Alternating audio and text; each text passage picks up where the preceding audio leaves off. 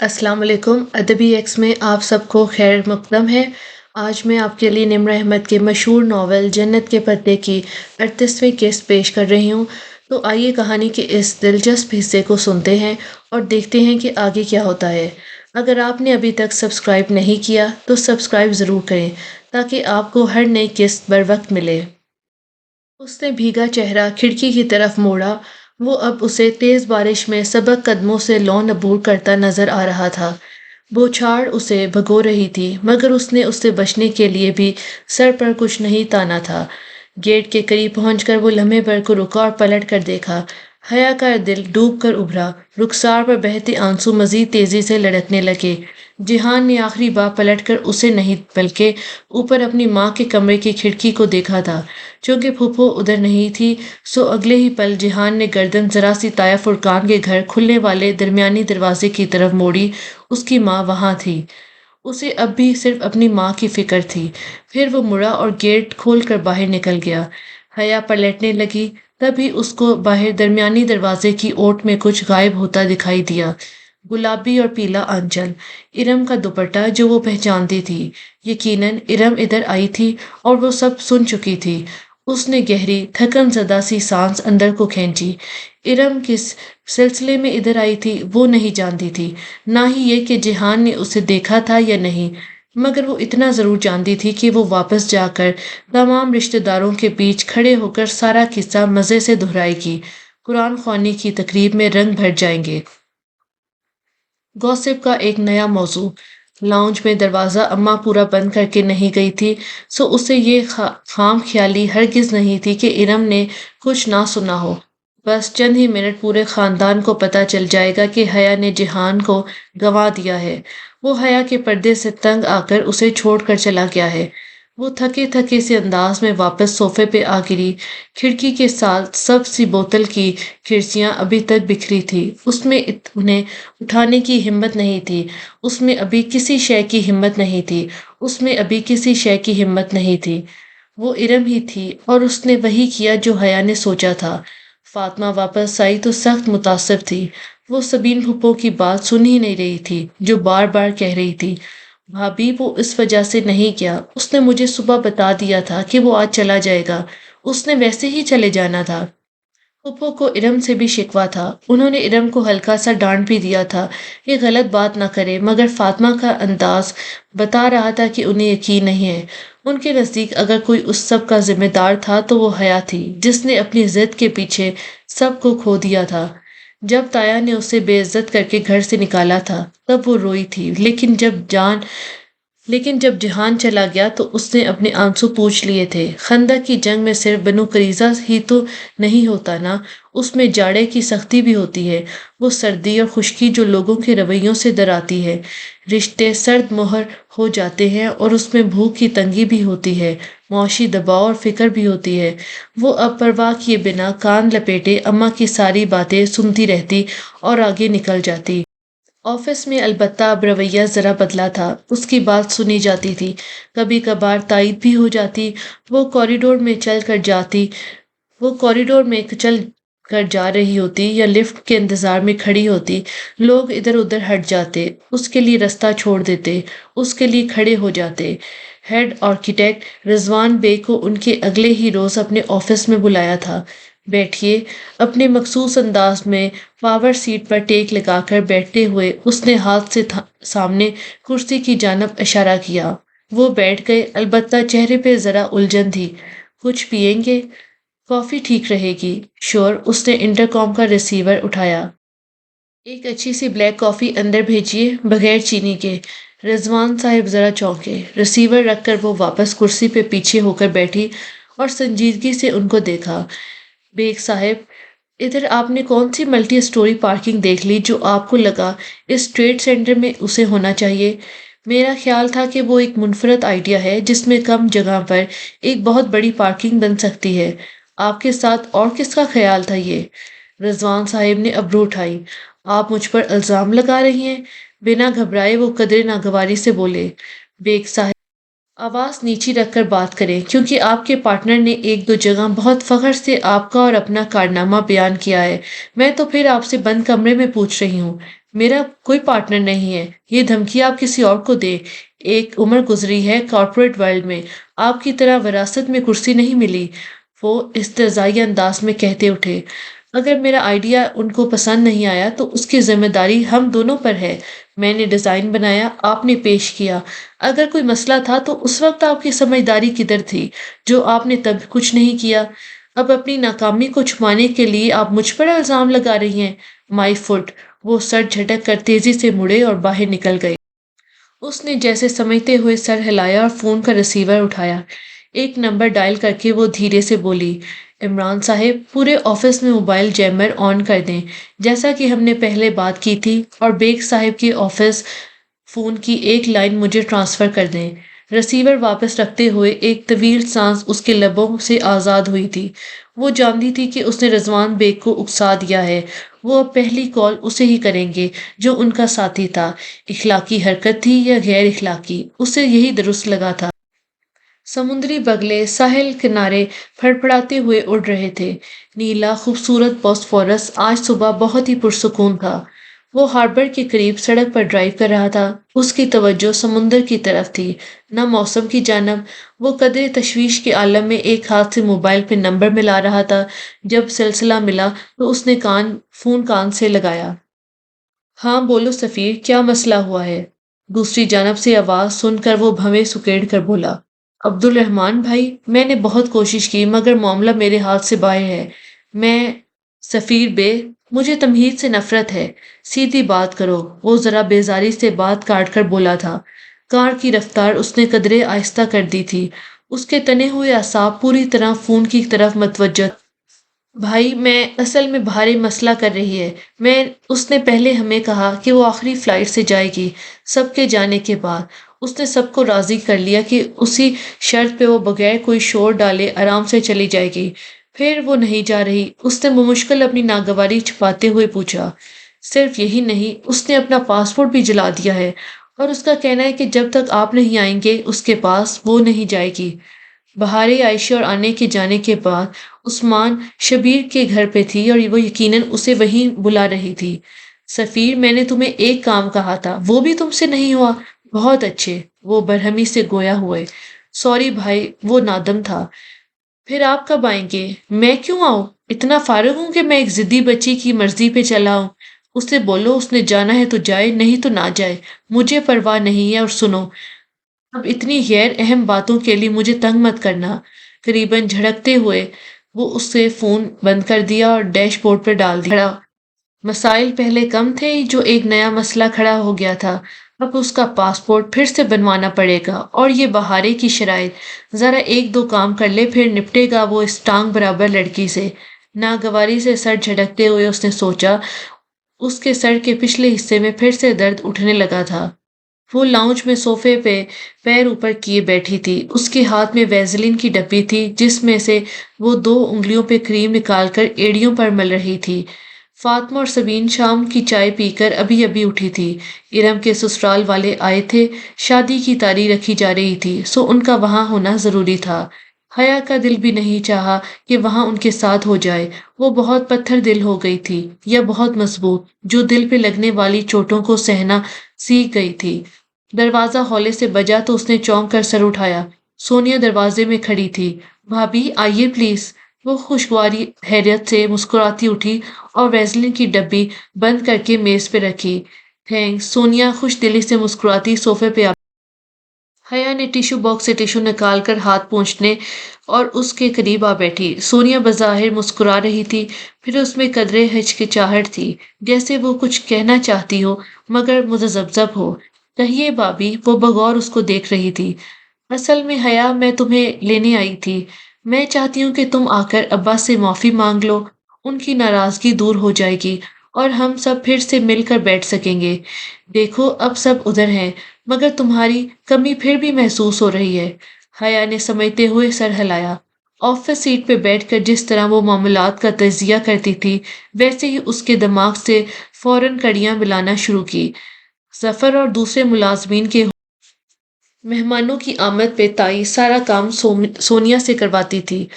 اس کو لمحے بھر کی بھی فرصت نہیں ہوتی تھی۔ سو یہ تو طے تھا کہ وہ خود سے یعنی تائی سے چھپ کر نہیں آئی تھی۔ تب مطلب اسے تائی نے ہی بھیجا تھا تاکہ وہ حیا کو جھکا سکے اور ان کی انا کی تسکین ہو سکے۔ دوسری طرف اس کو معاف کر کے تایا تائی احسار اور عظمت کا پرچم بلند کریں گے۔ زبردست! میں تیار ہوں بھابھی، وہ بولی تو اس کا لہجہ بے تاثر تھا۔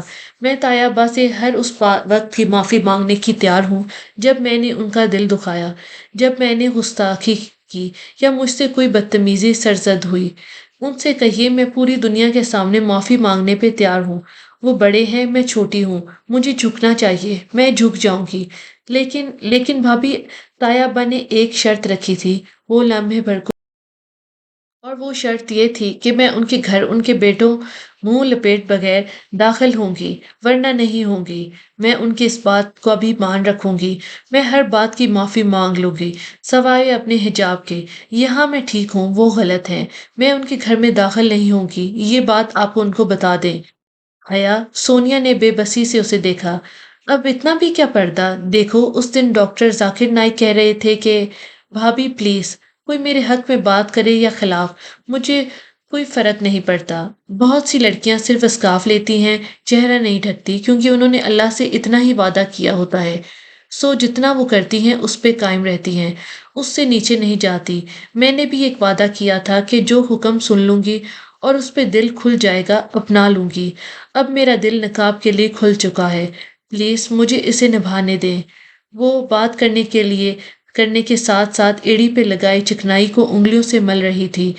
ذرا سی سخت پڑی ایڑی اس کی پوروں کو کھردری محسوس۔ دیکھو تمہاری بات ٹھیک ہے، مگر حیا، تم جانتی ہو پورا خاندان باتیں بنا رہا ہے کہ جہان تمہیں صرف اس لیے ٹھکرا گیا ہے کیونکہ تم نے اپنی دقیانوسی ضد نہیں چھوڑی۔ بھابھی، جب ارم نے یہ بات سرعام کہی تھی تب پھپھو نے بتایا تھا کہ وہ صرف اپنی چھٹی ختم ہونے پہ واپس گیا ہے، مگر لوگوں نے ان کی بات پہ یقین نہیں کیا۔ انہوں نے ارم کی بات پہ یقین کیا۔ لوگ اسی بات پہ یقین کرتے ہیں جس پر وہ یقین کرنا چاہتے ہیں، اور اگر جہان نے تمہیں واقعی اس بات پہ چھوڑا ہو تب تم کیا کرو گی؟ وہ جیسے بہت فرصت سے اسے سمجھانے آئی تھی۔ بھابھی، یہ میرا اور اس کا پرسنل مسئلہ ہے جسے میں ہینڈل کر لوں گی۔ میں نیکسٹ ویک ترکی جا رہی ہوں نا، بات کر لوں گی اس سے۔ پورے خاندان کو اس بات کی اتنی فکر کیوں ہے؟ مجھے تو یہ بات سمجھ نہیں آ رہی۔ بات کرنے کے ساتھ ساتھ اس کی انگلیاں ایڑی کا مساج بدستور۔ مگر حیا، تم یہ بھی دیکھو کہ کزن سے پردہ کون کرتا ہے۔ میری ایک فرینڈ کا تعلق بہت سخت قسم کی پٹھان فیملی سے ہے، مگر ان کے ہاں بھی کزن سے چہرے کا پردہ نہیں کیا جاتا۔ ٹھیک ہے، وہ سب اسلام کا حصہ ہے، مگر اب اس سب کو دقیانوسی سمجھا جاتا ہے۔ زمانہ بہت آگے بڑھ گیا ہے۔ اس نے بہت دکھ سے سونیا کو دیکھا۔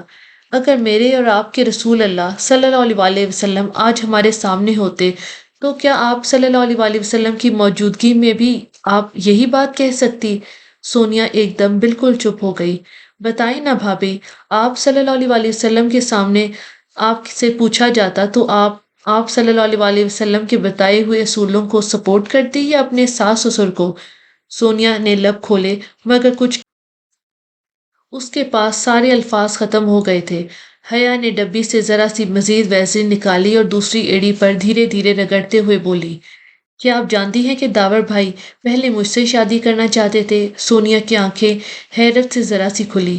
دھیرے سے اس نے بالکل ایسے جیسے فرح کچھ عرصہ پہلے مجھ تائی اماں کو تنگ کرتا رہا ہے، ویسے ہی داور بھائی نے بھی بہت اصرار کیا تھا۔ یہ بات میں نے تائی کے منہ سے آپ کی شادی سے 2 روز قبل سنی تھی۔ جانتی ہیں داور بھائی ایسا کیوں چاہتے تھے؟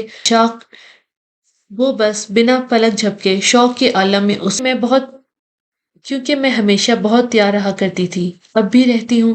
میرے کپڑے، جوتے، میں ہر چیز میں آج بھی اتنی ہی تراش خراش کرتی رہتی ہوں جتنا پہلے رکھتی تھی۔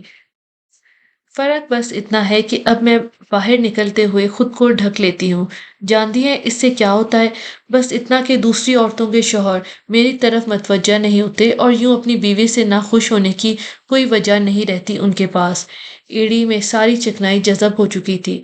وہ اب بھی پہلے کی طرح کھردری تھی، مگر وہ جانتی تھی کہ یہ چکنائی ایک دم سے اثر نہیں کرتی آہستہ آہستہ وہ کھردرے پن کو نرم کرے گی اور یوں پھٹی جلد ویسے ہی ہو جائے گی جیسے پہلی ہونا۔ کیا آپ اب بھی مجھے غلط سمجھتی ہیں؟ ٹیشو سے ہاتھ پونچھتے ہوئے اس نے بہت اطمینان سے اسے دیکھا۔ وہ جو بالکل گم سم سی بیٹھی تھی، کچھ کہے بنا اٹھ کھڑی ہوئی۔ حیا نے دور تک سونیا کو جاتے دیکھا اور پھر اپنی پھٹی ایڑیوں کو۔ آہستہ آہستہ یہ نرم پڑ جائیں گی۔ وہ جانتی تھی کہ کچھ چیزیں کافی اس دن اس نے صرف اتنی غلطی ہوئی کہ وہ بغیر بتائے زارا سے آج آفس میں کام زیادہ نہیں تھا، ویسے بھی باقر صاحب کو اپنی ٹاپ ہائرارکی کو ارزس نو تشکیل دے کر نگران بنا چکی تھی۔ اب اسی ہفتے واپس ترکی جا کر کلیئرنس کروانی تھی۔ انہی سوچوں میں غلطاں زارا اندر کمرے میں ہے، فارینہ وغیرہ آئی ہوئی ہیں، تم اندر چلی جاؤ۔ زارا کی ممی اسے دروازے پہ ہی مل گئی۔ وہ کہیں جانے کے لیے نکل رہی تھی۔ خوش اخلاقی سے بتا کر وہ باہر نکل گئی۔ وہ سر زارا کا کمرہ کوریڈور کے آخری سرے پہ تھا۔ گھر میں خاموشی تھی، کمرے سے باتوں کی فارینہ اور مشال کی آوازیں، اس کی کلاس فیلوز اور فرینڈز۔ یقیناً وہ اچھے وقت پہ آئی تھی، ان سے بھی مل لے گی۔ یہی سوچ کر وہ چند قدم آگے آئی، مگر اس سے پہلے کہ وہ مانوسیت پیدا کرنے کے لیے آواز دیتی، ادھ کھلے دروازے سے آتی آوازوں نے اسے روک دیا۔ حیا کو مت بلانا پلیز، بیزاری سے بولتی وہ زارا تھی۔ بے اختیار وہ پیچھے ہٹتی دیوار سے جا لگی، سانس روکے وہ اب ان کی گفتگو سن رہی تھی۔ کیا یار، اکٹھے ہو جائیں گے تو مزہ آئے گا نا؟ فارینہ کو ذرا تم اس سے ملی نہیں ہو نا ترکی سے واپسی پہ، اسی لیے کہہ رہی ہو، ورنہ وہ اتنی بور ہو گئی ہے کہ کوئی حد نہیں۔ تمہیں پتا ہے اس نے برقع پہننا شروع کر دیا ہے، آئی مین ریئل والا برقع۔ وہ ریئل پہ زور دے کر جیسے بے یقینی کا اظہار کر رہی تھی۔ برقع؟ ڈونٹ ٹیل می زارا۔ ہاں، میں نے اسے بولا تم ترکی سے آئی ہو یا عمرے سے؟ یہ جھوٹ تھا، زارا نے کبھی اسے ایسا نہیں کہا تھا۔ وہ دم سادے سنے گئی۔ میں اس کا وہ کالا تھا ود پلیز اسے کال مت کرنا، اسے دیکھ کر میرا دم گھٹتا ہے، پتہ نہیں اس کا اپنا کیا حال ہوتا ہوگا۔ خیر، حیا کو میں جتنا جانتی ہوں اس لحاظ سے اس نے برقع بھی برانڈڈ برقع شاید فیشن میں کر رہی ہوگی۔ اب مزید کھڑے ہونا خود کو ذلیل کرنا تھا۔ وہ بنا چاہ پیدا کیے واپس پلٹ گئی۔ باہر گیٹ کیپر کے قریب وہ رکی تھی۔ زارا کو بتا دینا کہ میں آئی تھی مگر جا رہی ہوں، وجہ پوچھے تو کہنا کہ انہیں معلوم ہے۔ سختی سے دو ٹوک انداز میں کہہ کر وہ باہر چلو اور کہیں دور لے چلو، میں ذرا دور جانا چاہتی ہوں۔ پچھلی سیٹ پر بیٹھتے ہوئے اس نے تھکے تھکے سے انداز میں ڈرائیور سے کہا، جس نے سر ہلا کر سٹارٹ کر دی۔ اس نے سر سیٹ کی پشت سے ٹکا کر آنکھیں موند لی۔ گردن کے پچھلے حصے اور کندھوں پر عجب سا دباؤ محسوس ہونے لگا تھا، جیسے اب اعصاب تھکان کا شکار ہو رہے ہوں۔ وہ انسان ہی تھی، اس کی قوت برداشت اور اعصاب کی مضبوطی کی بھی ایک حد تھی۔ اس سے زیادہ پریشر وہ نہیں لے سکتی تھی۔ ہر دروازے سے دھتکارے جانا، ہر جگہ سے ٹھکرائے جانا، ہر دوست کا چھوٹ جانا، کیا مشکلات کی کوئی حد تھی؟ صبر صبر صبر، انسان کتنا صبر کرے؟ ایک نکاب ہی تو کرنا شروع کیا تھا اس نے، ایک دم سے اتنے چہروں سے۔ ڈرائیور بے مقصد سڑکوں پہ گاڑی چلاتا رہا۔ بہت دیر بعد جب اس کا سر درد سے پھٹنے لگا تو اس نے گھر چلنے کا کہا۔ ابا کمرے میں تھے، آج ٹیک لگا کر بیٹھے، اینک لگائے اخبار دیکھ رہے تھے۔ اس نے دروازے کی درز سے انہیں دیکھا۔ ایک تھکی تھکی سی مسکراہٹ اس کے لبوں پر بکھر گئی، پھر وہ انہیں بنا تنگ کیے اپنے کمرے میں چلی گئی۔ زارا کی باتوں نے اتنا ڈسٹرب کیا تھا کہ وہ رات کا کھانا بھی نہیں کھا سکی۔ فاطمہ نے پوچھا، ان کا رویہ ذرا بہتر تھا؟ آخر ماں تھی، مگر اس نے بھوک نہ لگنے کا بہانہ کر دیا۔ کین کا جھولا ویران پڑا تھا۔ وہ اس پہ آ بیٹھی تو دھیرے سے بہت سی یادیں سامنے دیوار سے لگے ابا کے گملوں کے اوپر سائے بن کر ناچنے لگی۔ آج چاند کی روشنی کافی تیز تھی، پودوں کے پتے چمک رہے تھے۔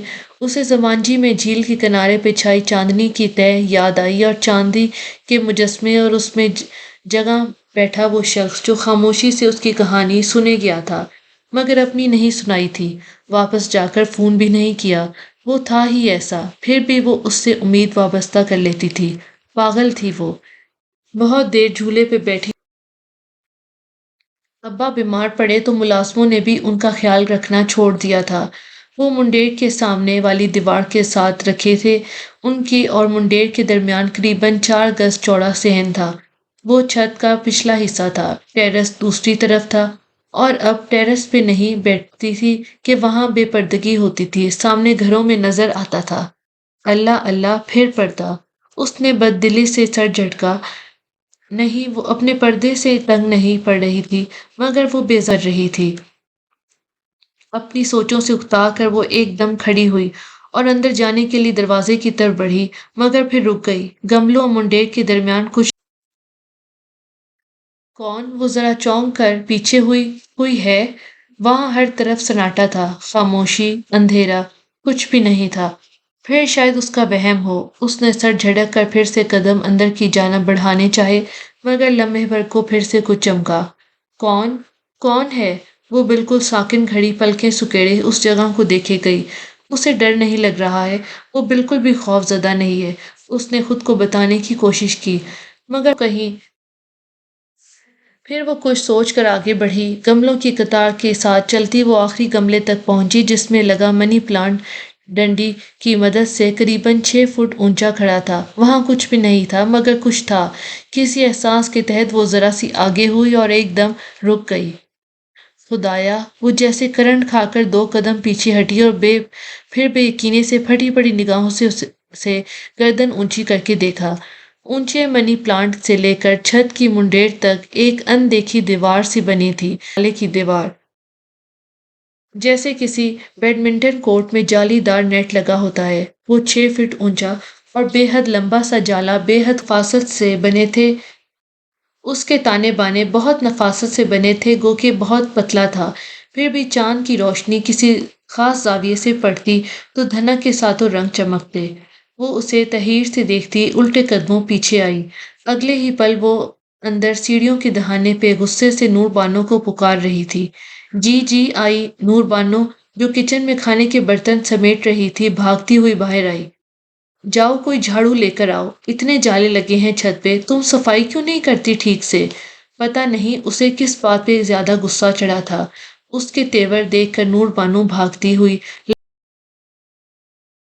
اتنا بڑا جالا یہاں بنا ہی کیسے؟ جب نور بانو اس کے ساتھ ساتھ باہر چھت پر آئی تو وہ حیرت اور اچنبھے سے جیسے خود سے بولی تھی، حیا باجی دیکھیں نا، یہاں کی صفائی کی ذمہ داری نسرین کی ہے۔ وہ روز چھت صاف نہیں کرتی۔ مجھے تو لگتا ہے کافی دن سے ادھر سے گزری بھی نہیں ہے۔ گزرتی ہوتی تو جالا نہ بنتا۔ یہ مکڑیاں جالے ادھر ہی بناتی ہیں، اور جہاں کچھ عرصہ کچھ گزرا نہ ہو، چاہے بندہ چاہے جھاڑو، جتنے اتار لو جالے، پھر کچھ روز بعد بنا لیتی ہیں۔ سدا کی کام چور ہے نسرین، ذرا سا کام نہیں ہوتا۔ یہ جالا دیکھنے میں کتنا بڑا تھا باجی، مگر جھاڑو ایک دفعہ ماری اور اتنی سی بات تھی۔ نور بانو جھاڑو ہوا میں اوپر نیچے مارتی جلدی جلدی وضاحتیں دے رہی تھی۔ حیا نے دھیرے سے اس بات میں سر ہلایا۔ وہ درست کہہ رہی تھی، وہاں سے وہ بھی ادھر آتی تو جھولے پہ بیٹھ کر آتی، اسی لیے تو جالا بنا تھا۔ اس کے دل میں بھی بن گئے تھے، اب اسے ان کو صاف کرنا تھا۔ کیسے؟ لمحے بھر بعد اس کے دل نے اسے جواب دے دیا تھا۔ اسے اب صبح کا انتظار تھا۔